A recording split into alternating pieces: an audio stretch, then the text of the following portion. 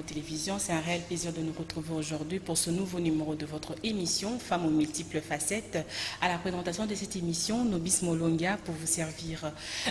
Comme d'habitude, nous recevons pour vous Madame Marie-Josée Punsana, qui est présidente du cartel de femmes politiques leaders actives. C'est avec elle qu'on va échanger et parler un peu du cartel de femmes. Bonjour Maman Marie-Josée Punsana. Bonjour Nobis, merci de m'avoir encore une fois invité et je salue l'équipe CCTV qui nous accompagne. Voilà. Bonjour à vous et bon week-end. Madame la présidente du cartel, comment se porte le cartel? Oui, le cartel se porte très bien. Nous continuons le travail que nous avions commencé il y a de cela presque 6 années. Donc les femmes du cartel, nous sommes des femmes politiques et nous sommes actives au sein de nos partis politiques. Nous sommes cadres dans nos partis politiques et nous contribuons également au projet de nos partis politiques. Donc chacune dans son parti politique, très active. Le cartel, je dirais, qui est en bonne santé. D'ici là, je dois effectuer un voyage aussi et je profiterai de l'occasion pour voir le cartel au Sud Kivu. Donc le cartel est dans nos provinces et le cartel est en bonne santé. Le cartel est dans combien de provinces de la RDC? Jusque-là, nous sommes dans 5 provinces de la RDC. Okay.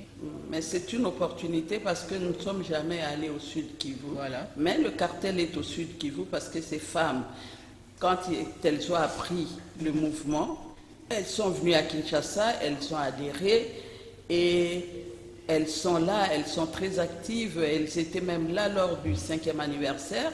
Elles étaient presque, leur comité était venu. Et maintenant, pour moi, c'est une opportunité, comme je vais en mission, pour pouvoir les voir et essayer de leur former pendant mes jours du repos. Donc, c'est bien pour nous et c'est bien pour les femmes également de les stimuler, de les encourager parce que ce n'est pas la même chose l'intérieur du pays et Kinshasa. Il y a des réalités qui sont à l'intérieur du pays, mais ici à Kinshasa, nous avons beaucoup d'opportunités pour participer aux formations. Par contre, les femmes de l'intérieur n'ont pas ces opportunités et moi je profiterai de mon séjour là-bas pour pouvoir les former sur la communication, sur l'éthique en politique, parce que nous voulons avoir des femmes qui vont gérer autrement dans notre pays. Parce que les femmes n'ont pas droit aux erreurs. Et les femmes, parce que les femmes, c'est elles, les porteuses des vies, elles, porteuses des valeurs, et gardiennes des valeurs aussi. C'est pour cela qu'on dit éduquer une femme, c'est éduquer une nation.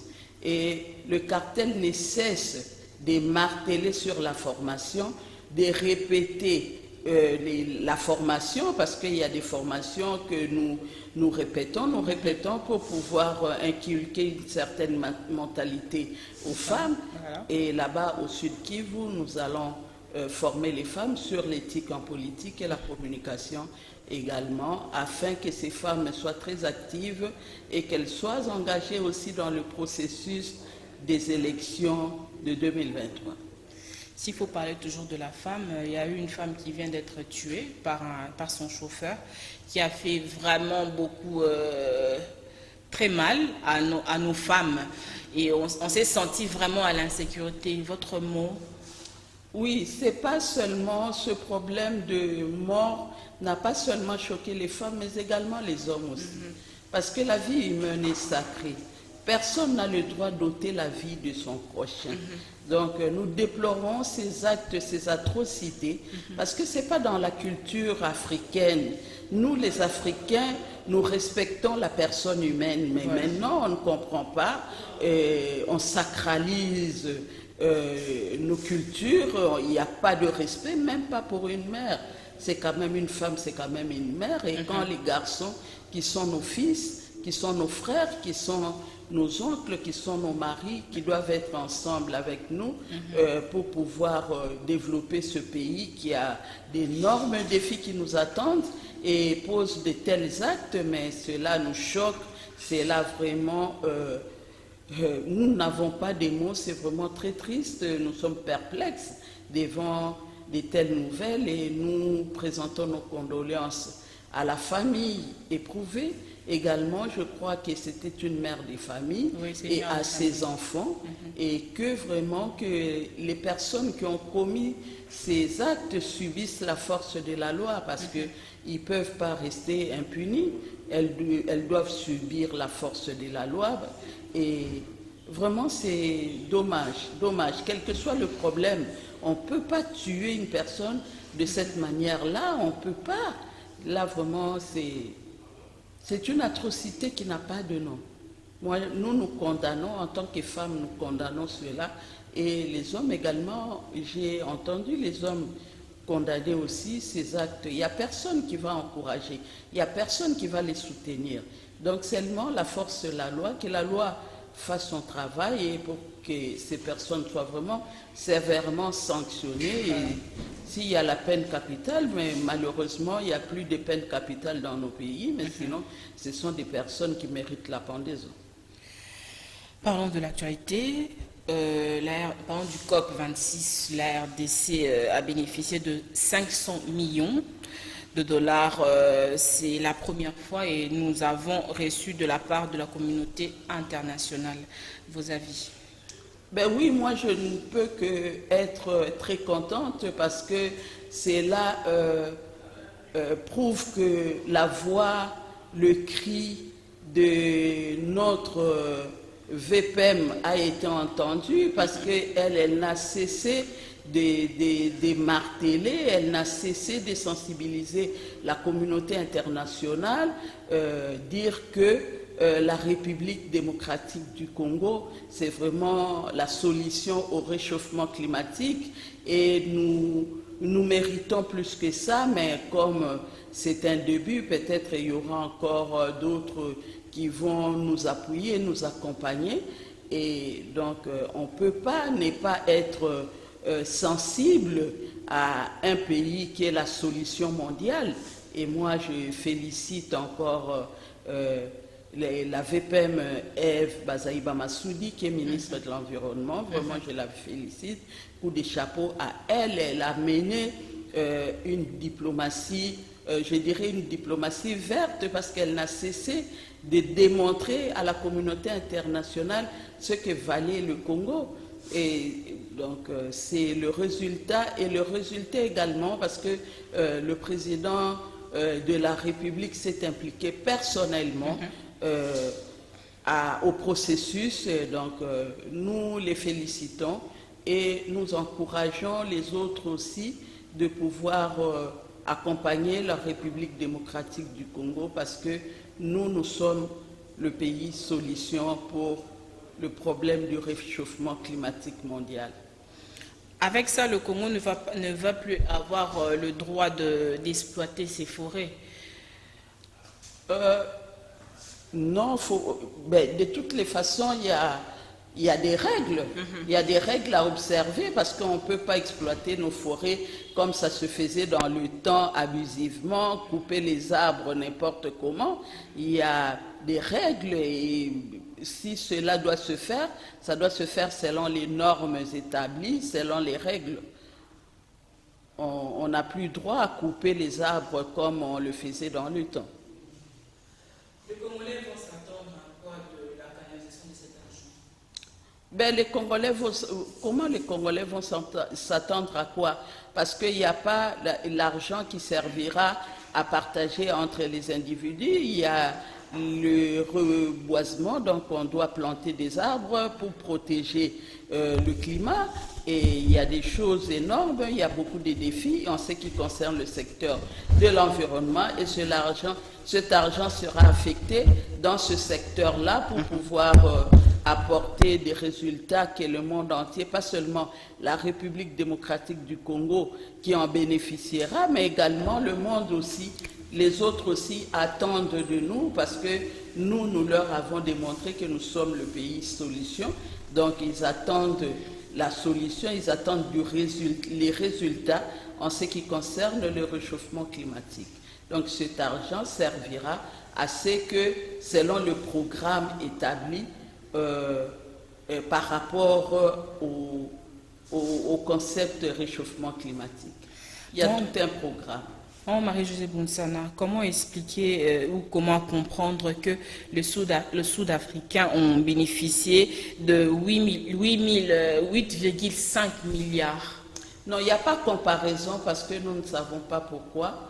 Et moi, je n'étais pas à la table des négociations. Je ne sais pas c'est quel critérium qu'ils ont utilisé. Donc là, il n'y a pas de débat. Donc je ne sais pas répondre aux questions que je ne maîtrise pas. Je ne sais pas pourquoi. Peut-être ils ont commencé le pourparler avant nous ou bien ils ont commencé leur diplomatie avant nous. Mais nous, ce que nous comprenons seulement qu'il y a quand même des avancées et que la voix des Congolais a porté et maintenant il y a des résultats. Ce n'est qu'un début, peut-être il y a d'autres aides qui vont suivre aussi. Parce que le problème du climat, ce n'est pas seulement le problème de la République démocratique du Congo ni de l'Afrique, c'est un problème mondial. C'est pour cela toutes les nations se sont déployées pour participer à cette grande réunion, conférence du COP26. C'était pas pour rien, c'était pas pour parler politique, mais c'est pour parler la nature, l'environnement, ce qui nous concerne tous. Et si la nature n'est pas bonne, cela affecte aussi notre santé. Donc c'est pas un problème à régler comme ça entre amis, c'est un problème qui concerne les États. Et moi je crois que nous sommes sur la bonne voie parce que notre voix a été entendue et nous avons pour le moment, je crois, il y a les autres qui minimisaient notre apport auront maintenant un autre regard par rapport à nous. Parlons du président de la République. Il n'a fait que son travail. Pensez-vous que c'était nécessaire de mobiliser la population pour l'accueillir? Question de la mobilisation, je ne peux pas dire si c'était nécessaire ou pas nécessaire. Le président de la République, c'est notre président. Et surtout que la première fois, la République démocratique du Congo s'est vraiment impliquée au problème de l'environnement. Et le résultat est là. C'est pour cela que les Congolais se sont mobilisés pour accueillir leur président de la République, pour lui remercier sur ce qu'ils ont fait à la COP 26. Et avant cela, il était au G20. Donc on a participé à plusieurs réunions pour préparer la COP 26 et que à la COP 26 il y a quand même des résultats. Donc les Congolais ne pouvaient qu'accueillir leur président de la République. Moi je ne condamne pas cela, mais là c'est mon point de vue. Je trouve pas mal à cela parce que ce sont les Congolais. C'était peut-être une manière de dire au président merci. Il y a quand même des avancées dans ce secteur-là de l'environnement, mais nous voulons d'autres avancées également dans les secteurs du social, dans les secteurs estudiantines. Et il y a beaucoup des secteurs aussi qui boitent encore. Et c'était quand même un message au président de la République que nous croyons que le président est très conscient de ses responsabilités parce que lui, il est fils du pays, il est né ici, il a grandi ici, il connaît les réalités de la République démocratique du Congo et surtout que c'est un héritier du père de la démocratie, donc lui n'a pas droit aux erreurs et je crois qu'il sait ce qu'il est en train de faire. C'est un processus, c'est pas des problèmes à régler du jour au lendemain. Il y a quand même un processus et maintenant, du point de vue environnement, on nous a entendus, on nous a accompagnés. Et c'est quand même notre façon de nous réjouir et dire merci au président de la République. Madame Marie-Josée Bounsana, parlons un peu du MLC et la CENI. Le président du MLC a passé un message par rapport à la CENI. Quel est votre avis?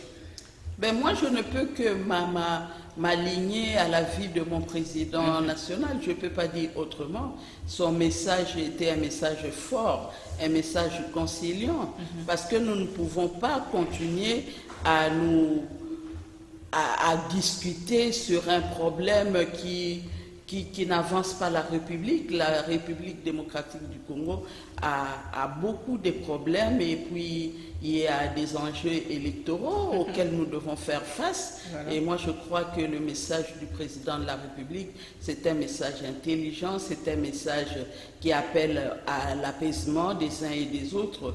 Donc, c'est vraiment un bon message et c'est un message conciliateur.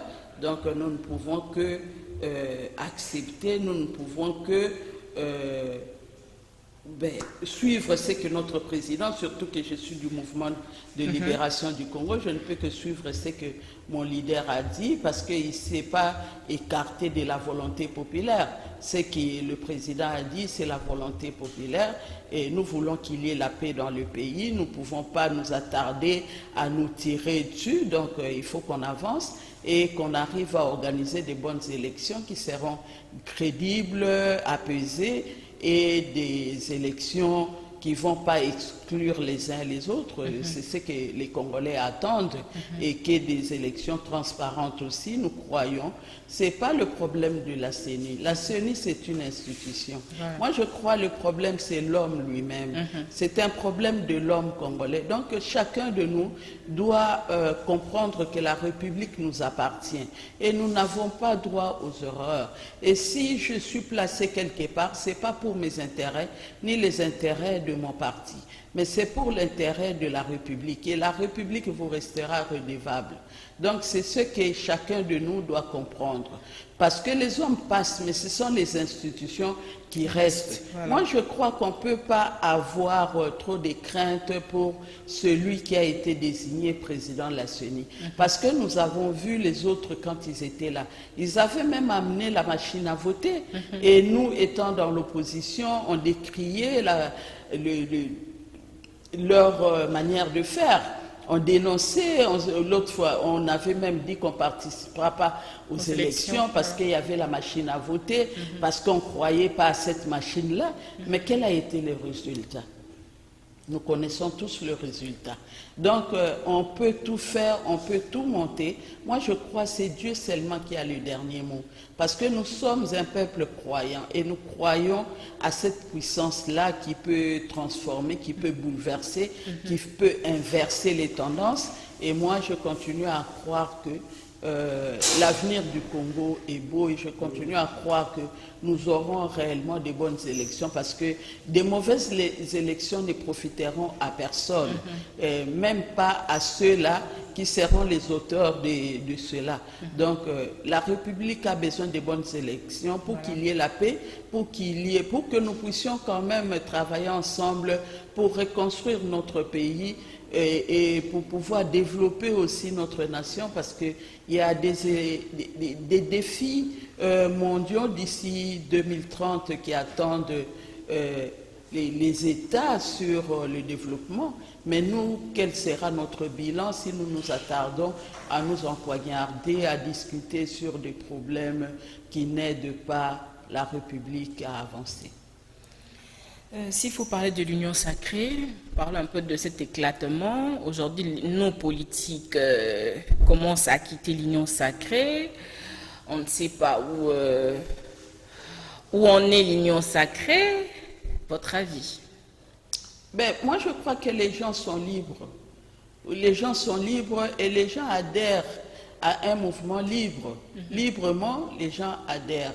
Mais si, quand les gens adhèrent après, et ils constatent que non, je ne peux plus y rester, ils sont libres de quitter, de partir.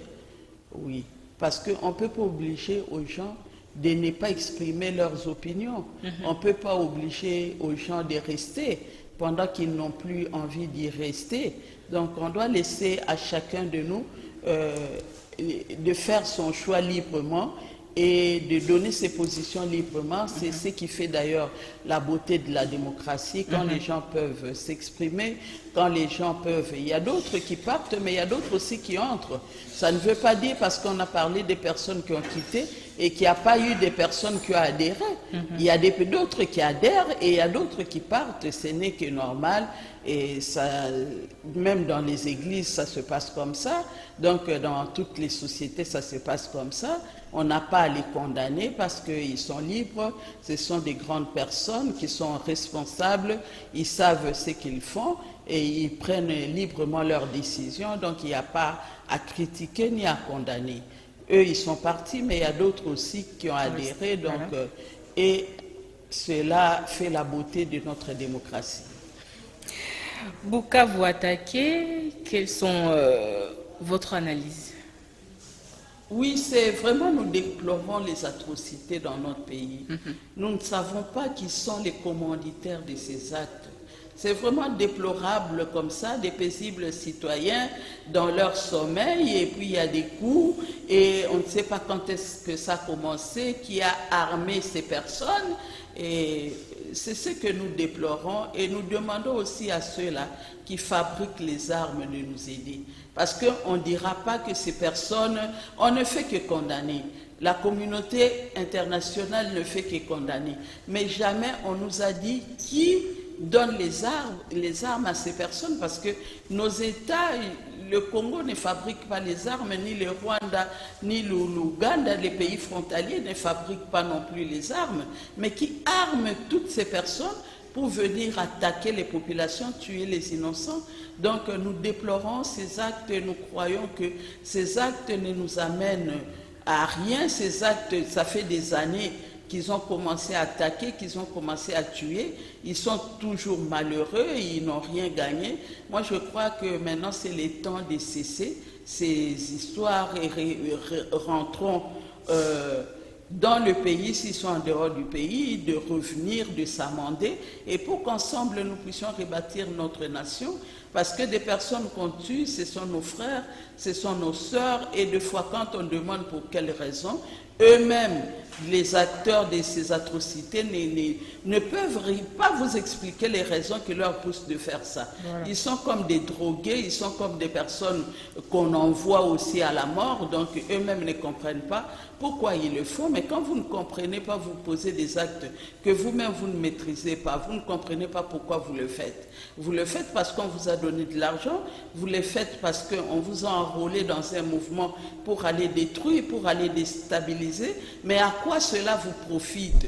Donc cela ne vous aide pas même vous-même en tant que personne de vous développer, ni d'avancer, ni de pouvoir établir vos projets. Et cela aussi vous anéantit, cela aussi vous réduit. Donc ce que nous pouvons demander seulement que les commanditaires cessent ces actes, parce que nous ne pouvons plus nous attarder aux choses qui ne nous aident pas à nous développer, pas seulement nos nations, mais nous-mêmes aussi en tant que personnes, nous devons nous développer aussi. Nous-mêmes en tant que créateurs de l'Éternel, nous devons quand même faire des choses correctement, construire nos familles, rester avec nos familles et pouvoir aussi éduquer nos enfants au lieu de perdre notre temps à aller attaquer, à aller tuer, au lieu de perdre son temps à travailler pour construire sa famille, pour pouvoir développer sa famille aussi, parce qu'en développant sa famille, cela contribuera aussi au développement de la nation. Mais si nous n'avons que des personnes, des bandits qui tuent, qui violent, et cela ne permettra pas aussi le développement de notre nation. Donc le développement doit commencer par chacun de nous, par nos familles, et afin d'affecter toute la communauté, et la nation entière sera développée. Donc nous leur conseillons de vraiment reculer et de ne plus continuer sur cette voie qui ne leur avance pas non plus. Que pensez-vous de la continuité de l'état de siège? Qu'est-ce que je pense? L'état de siège, d'abord nous devons savoir pourquoi l'état de siège a été décrété. Donc les raisons pour lesquelles on a décrété l'état de siège, si ces raisons demeurent, pourquoi on doit cesser avec l'état de siège? Parce que l'état de siège a été décrété pour une raison, et donc si cette raison demeure, je crois qu'on va aller d'état de siège en état de siège jusqu'à ce qu'on trouvera des réponses aux questions qui ont été posées avant de décréter l'état de siège, au résultat attendu, au résultat espéré. Comment jugez-vous la guerre qui se passe entre chez les voisins, entre les pros et les anti-rayons Chibanda? Oui, mais moi, des fois, quand je vois ça, ça me fait rire. Ça me fait rire parce que c'était des choses qui se produisaient également quand nous étions dans l'opposition, quand eux étaient au pouvoir. Oui, quand eux étaient au pouvoir, c'était des mêmes pratiques, c'était des choses qui étaient de notre côté, on ne savait pas de fois qui fomenter ces complots, mais voilà que ça nous rattrape. Nous devons faire très attention à chaque fois, comme je te dis, que nous devons faire très attention dans les actes que nous posons, parce que des fois nous croyons poser des actes pour détruire les autres, mais après ça nous rattrape. Et moi je ne peux que rire de cela. C'est normal, dans une famille, il y a toujours des disputes, c'est pas la première fois, parce qu'avant, il y avait un intérêt, il y avait un intérêt que eux croyaient que c'était intérêt éternel. Or, nous, on savait qu'à un moment donné, quand Dieu va siffler, cet intérêt-là ne sera plus là et après, il n'y aura que des divisions. Mais quand il n'y a plus d'intérêt, que les enfants peuvent s'empoignarder, les enfants peuvent s'entretuer, c'est tout à fait normal. Ils sont dans leur famille, ils vont régler leurs problèmes qui ne nous concernent pas, mais ce qui est regrettable seulement, parce que c'était les actes que eux posaient pour les autres aussi. C'est comme ça que eux déchiraient les partis politiques des autres. C'est comme ça que eux prenaient les militants des autres pour les embaucher chez eux. Donc nous ne savons pas les raisons qui font à ceux qu'ils aient des discordes entre eux, ils vont régler leurs problèmes, nous on n'a rien à voir. Mais ces blocs patriotiques fait peur quand même. Qu'est-ce qui fait peur? Ce bloc patriotique. Moi je ne sais pas, moi je ne vais pas les juger, je ne connais pas les raisons qui leur poussent à se chamailler. Nous, on les observe seulement. On les observe parce que ce sont des personnes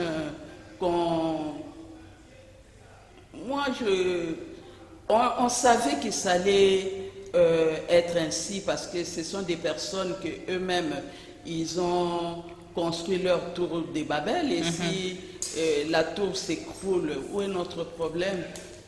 Donc, ils sont responsables de leurs actes. Aujourd'hui, on n'a pas de commentaires à faire sur ça. Vous n'avez pas de commentaires à Non. faire. Parlons un peu du RAM. Aujourd'hui, les ministres de la Communication et Médias et porte-parole du gouvernement, Patrick Mouyaya, révèlent que le RAM est une recommandation de l'Union internationale de la télécommunication, plutôt.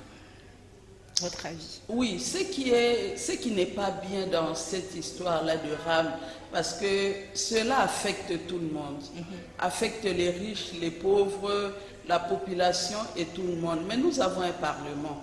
Pourquoi ils n'avaient pas soumis ce projet de RAM au Parlement?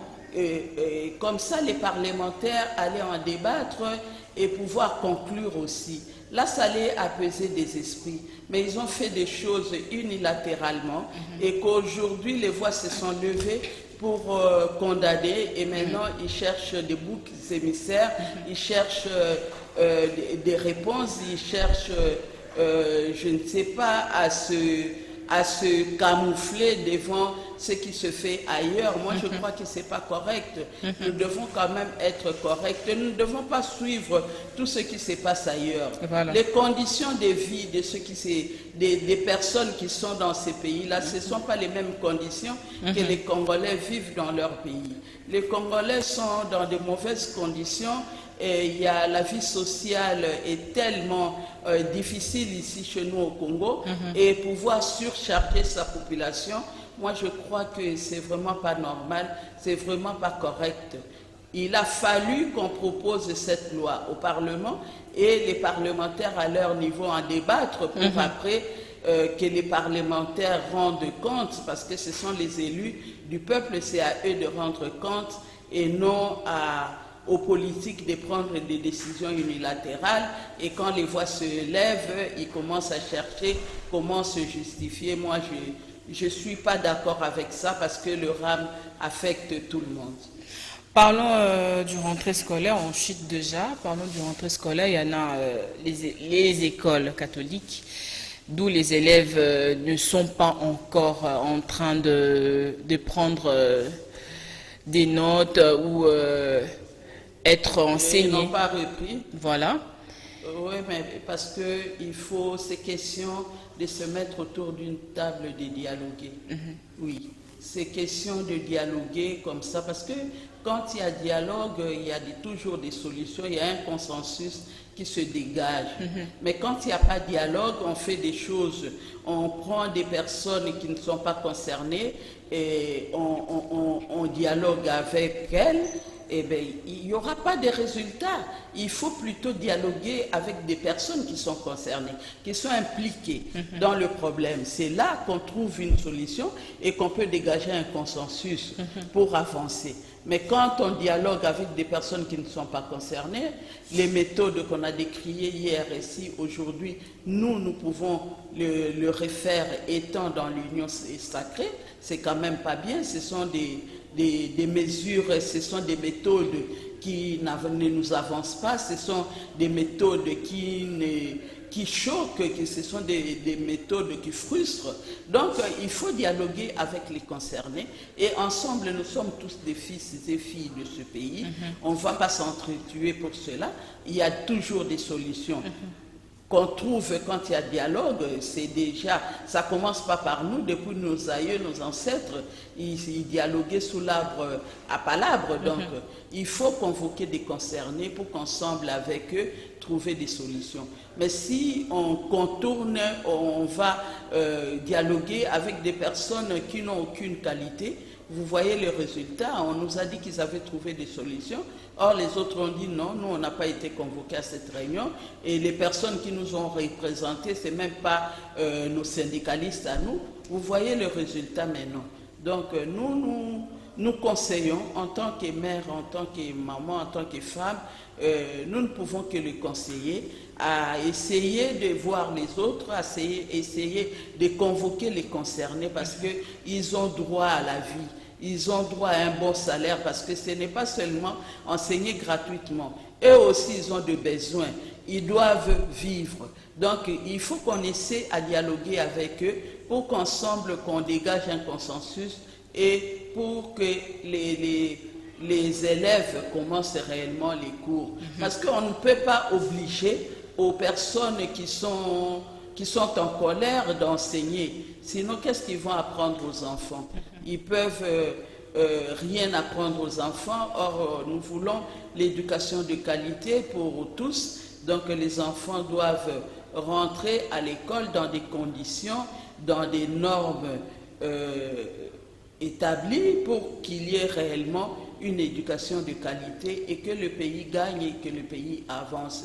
Nous ne pouvons pas garder des enfants à l'école rien que pour les garder. Si ces enfants ne sont pas bien formés, cela risque de nous rattraper plus tard. Donc nous demandons au ministre de contacter les autres qui n'ont pas été dans la réunion précédente, d'essayer d'échanger avec ces personnes, de les écouter aussi et de trouver un terrain d'entente. Voilà. C'est dans l'intérêt de l'avenir de nos enfants. Nous sommes arrivés à la fin de notre émission. Maman Marie-Josée, votre mot de la fin pour ce numéro? Oui, moi j'encourage, je parle toujours aux femmes parce que nous sommes les femmes leaders et nous disons que derrière un homme, il y a une femme. Et moi, j'encourage les femmes les mamans, les femmes qui sont à côté de ces hommes-là, qui prennent des fois des décisions unilatéralement, d'essayer de les conseiller aussi, d'essayer de les rappeler que la République démocratique du Congo, ce n'est pas une chasse gardée à certaines personnes. C'est notre pays à tous et nous voulons être à l'aise dans notre pays, vivre dans de bonnes conditions dans notre pays. Et si vous remarquez que votre mari prend des décisions qui ne sont pas en accord avec ce qui doit se faire, mais essayez de le conseiller aussi. C'est pour cela qu'on dit derrière un grand homme, il y a une femme. Parce que les femmes, ces femmes-là, ont su jouer leur rôle des compagnes, leur rôle de conseillère, leur rôle de mère. Il ne faut pas seulement observer ce que votre mari est en train de faire et d'encourager, même si votre mari est dans les erreurs. Il faut toujours le ramener à la raison, essayer de lui parler pour que nous puissions avancer. Ce n'est pas pour rien qu'on vous a placé derrière un grand homme. Donc il faut savoir jouer votre rôle, sinon cela risque de vous rattraper plus tard. Donc c'est ce que je demande aux femmes. Des femmes qui sont élevées à côté de leur mari, que ces femmes jouent pleinement leur rôle, des conseillères de leur mari, de recadrer leur mari, pour que des décisions que prennent leur mari soient profitables à tous, parce que nous n'avons qu'une seule nation, la République démocratique du Congo, et nous n'avons pas droit à nous faire du mal les uns les autres. Ensemble, nous devons rebâtir notre nation et aller de l'avant. Et si vous faites du bien, la République vous restera redevable et le peuple congolais sera fier de vous. Merci, Marie-Josée Bounsana, pour ce conseil.